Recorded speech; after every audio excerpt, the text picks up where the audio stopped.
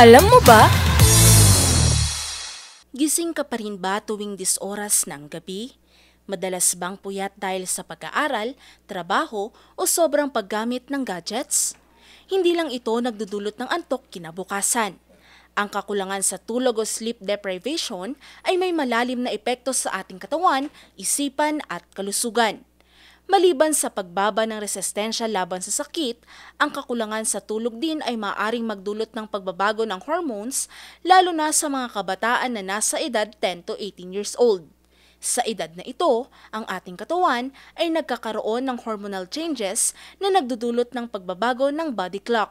Ayon sa mga eksperto, ang biological clock ng mga teenagers ay nagbabago, kaya mas gusto nilang matulog ng alas 12 ng gabi o mas late pa.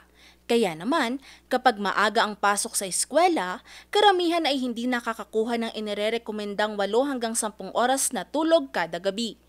Nagsimula ang malalaking pananaliksik ukol sa sleep deprivation noong 20th century nang mapansin ng mga doktor at scientist na ang mga taong laging puyat ay mas mabagal mag-isip at mas madalas magkasakit. Noong 1950s, natuklasan na may rapid eye movement o REM sleep o ang stage ng tulog na kung saan nagkakaroon ng malalim na panaginip at pag-aayos ng memorya. Dahil sa patuloy na pag-aaral, nalaman na ang sleep deprivation ay nagdudulot ng matinding epekto sa utak at katawan. May mga pag-aaral na nagsasabi na ang kakulangan sa tulog ay may koneksyon sa pagkakaroon ng mental health issues gaya ng anxiety at depression. Hindi lang isipan ang apektado. Natuklasan din ng mga eksperto na ang mga taong laging puyat ay mas madaling tumaba.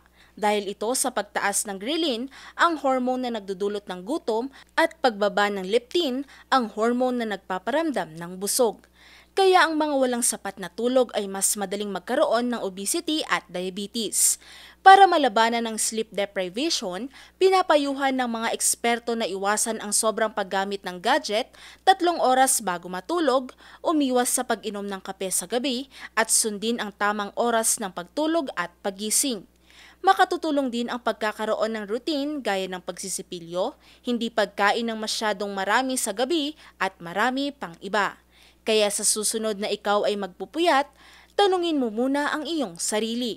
Sulit ba ang puyat kung kapalit nito ay ang iyong kalusugan? Ngayon, alam mo na!